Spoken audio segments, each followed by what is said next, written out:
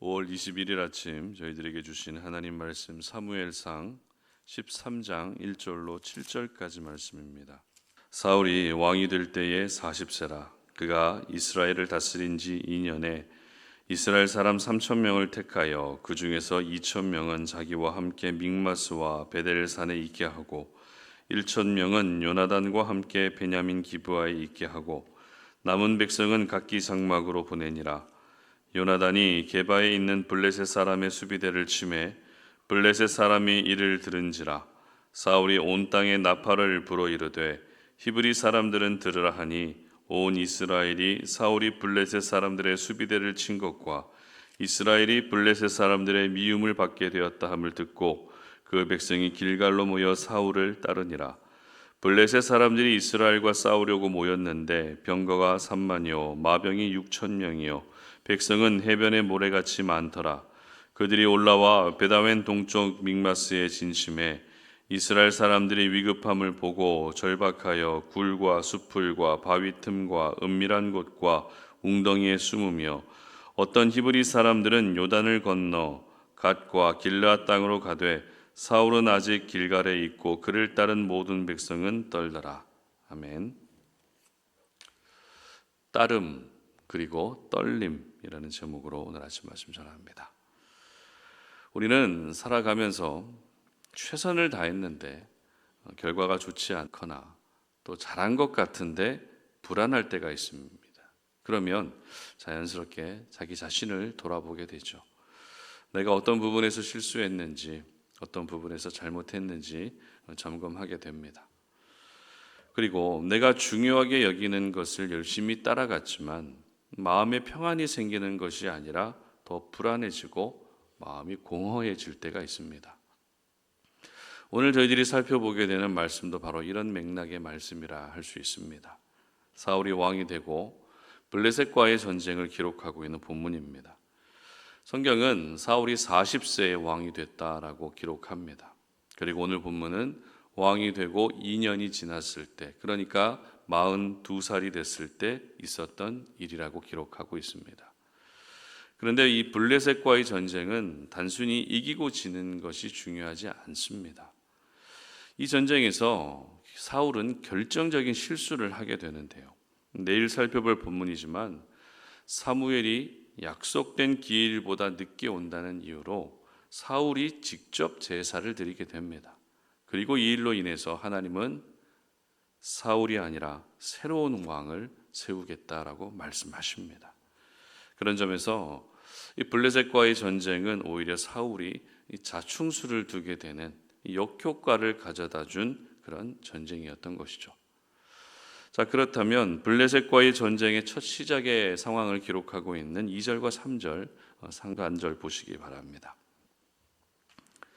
이스라엘 사람 3천 명을 택하여 그 중에서 2천 명은 자기와 함께 믹마스와 베델산에 있게 하고 1천 명은 요나단과 함께 베냐민 기브아에 있게 하고 남은 백성은 각기 장막으로 보내니라.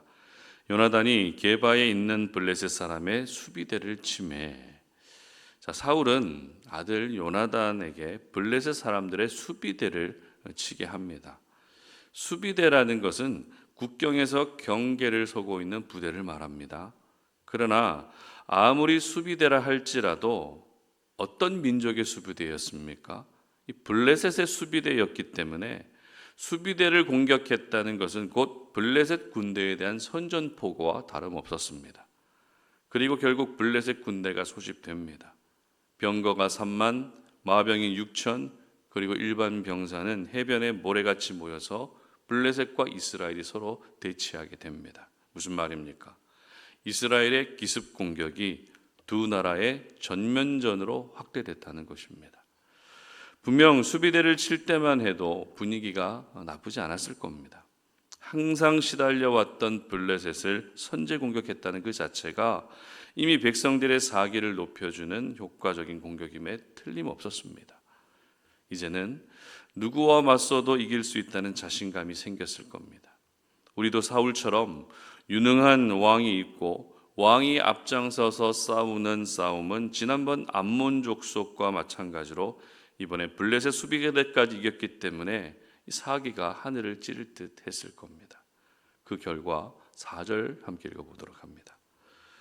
온 이스라엘이 사울이 블레셋 사람들의 수비대를 친 것과 이스라엘이 블레셋 사람들의 미움을 받게 되었다 함을 듣고 그 백성이 길갈로 모여 사울을 따르니라. 아멘. 백성들이 어떻게 했다고요? 사울을 따랐다는 것입니다. 다시 말해 사울을 왕으로 다시 한번 인정했다는 것입니다. 그런데 이후에 또 어떤 일이 일어나는가 하면 7절 말씀 읽어봅니다. 어떤 히브리 사람들은 요단을 건너 갓과 길르앗 땅으로 가되 사울은 아직 길갈에 있고 그를 따른 모든 백성은 떨더라. 사울을 따랐던 백성들이 떨었다라고 기록하고 있습니다. 백성들이 떨었던 이유는 앞서 말씀드린 것처럼 해변의 모래처럼 모여든 블레셋 군대 때문이었죠. 어떤 싸움에서도 이길 수 있을 것이라는 생각을 가지고 사울을 따랐는데 자신들의 눈앞에 펼쳐진 블레셋 군대의 규모를 보며 벌써부터 두려워졌다는 것입니다. 물론 블레셋 병력이 이스라엘을 압도할 만큼 강력했던 것은 사실입니다. 하지만 블레셋을 보며 떨었던 당사자가 조금 전까지만 해도 사울을 따랐던 사람들이라는 점이 어딘가 모르게 아쉬움이 남는다는 것이죠. 사울을 따를 때만 해도 사기가 하늘을 찔렀습니다. 그러나 다른 사람들이 떨고 있는 이해할 수 없는 상황이 펼쳐지게 된 것입니다. 따른다는 것은 긍정적인 것이죠. 그러나 떨린다는 것은 부정적인 것입니다. 다시 말해서 따르면 떨지 말아야 되는데 따르고도 떨게 되는 일이 일어난 것입니다. 그래서 성경 기자는 4절에서는 백성들이 사울을 따랐다라고 어떤 긍정적인 분위기가 만들어질 것처럼 기록했지만 7절에서는 어떻습니까? 결국 사울을 따른 사람들이 떨었다는 부정적인 결과를 강조하고 있는 것입니다. 어떻게 된 것일까요? 왜 사울을 따른 사람들이 떨 수밖에 없었던 것일까요? 표면적인 이유는 블레셋 군대의 규모가 그들을 떨게 한 것은 맞습니다. 하지만 근본적인 이유가 따로 있었습니다. 그것은 바로 백성들이 잘못 따랐기 때문입니다. 잘못 따랐다는 것은 눈에 보이는 왕 사울에게 모든 기대를 가지고 따랐다는 것입니다. 그 결과 사울을 압도하는 블레셋의 규모를 보며 떨 수밖에 없었던 것입니다. 일단 이 싸움의 시작부터가 뭔가 개운하지 않았는데요. 수비대를 공격해서 이긴 것은 사실입니다. 그러나 이 싸움을 블레셋이 아니라 이스라엘이 먼저 걸었다는 것입니다. 사울이 왕이 되고 나서 2년이 지났을 때 블레셋에게 싸움을 먼저 걸었고 그리고 전면전에도 모든 백성을 동원했다는 것이죠. 다시 말해서 하지 않아도 될 싸움을 먼저 사울이 시작했다는 것입니다. 그 결과 앞서 말씀드린 것처럼 사무엘 대신 제사를 드리면서까지 싸움에 나섰던 것입니다. 그리고 그런 사울을 보면서 백성들은 진정한 왕이신 하나님보다 자신들의 눈앞에 세워진 사울을 왕으로 인정하며 따르고 있었던 것입니다. 결국 백성들은 따르긴 했지만 잘못 따랐기 때문에 떨었던 것입니다. 하나님의 백성들이 떨어야 될 이유는 오직 하나님밖에 없습니다. 하나님을 생각하면서 두려움과 떨림이 생기는 것이 맞지만 오히려 블레셋을 보며 떨었던 백성들은 하나님의 백성의 모습과 어울리지 않는 그런 모습이었던 것입니다. 분명 백성들은 사울을 따랐기 때문에 그때만 해도 자신감이 넘쳐났을 겁니다. 그러나 사울을 따른 결과가 떨림으로 나타나는 것을 보며 아차 싶은 생각도 들었을 겁니다. 그런데 이러한 모습이 오늘을 살아가는 저희들에게도 있다는 것이죠. 주일날에도 안 빠지고 열심히 신앙생활 잘 했는데 고난이 찾아옵니다. 그렇게 기도했는데 문제는 해결되지 않습니다. 피곤한 몸을 이끌고 봉사까지 하면서 섬겼는데 늘 근심에서 벗어나지 못하는 우리의 상황이 바로 오늘 이스라엘 백성들의 모습과 크게 다르지 않다는 것입니다. 믿음 생활 잘하고 있는 것 같은데 어려움이 생기는 것과 따랐는데 떨림이 생기는 것 같은 뜻이죠.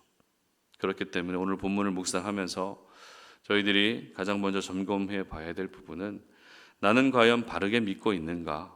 하나님 앞에서 순전한 마음을 가지고 섬기고 있는가? 내가 하고 있는 기도의 방향이 올바른 방향인가 하는 것을 반드시 점검할 수 있어야 되는 것입니다. 신앙이 무엇입니까? 신앙은 하나님을 믿고 섬기는 것을 말합니다.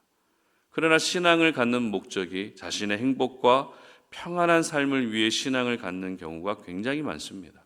심지어 신앙생활을 하면서도 하나님이 원하시는 신앙생활을 하시는 것이 아니라 자아도취에 빠져서 내가 믿는 방식만 맞다고 여길 때가 있습니다. 그래서 자기 방식으로 열심히 믿습니다. 그러나 결과가 오늘 본문의 이스라엘 백성들처럼 두려움과 떨림과 불안과 걱정으로 나타나게 되면 잘못 믿은 자신을 돌아보는 것이 아니라 하나님이 나를 서운하게 하신다라고 이렇게 생각한다는 것이죠. 그러므로 오늘 저희들은 따른다라는 이 표현을 진지하게 생각해 볼 수 있어야 됩니다. 나는 과연 예수님을 올바로 따르고 있는가?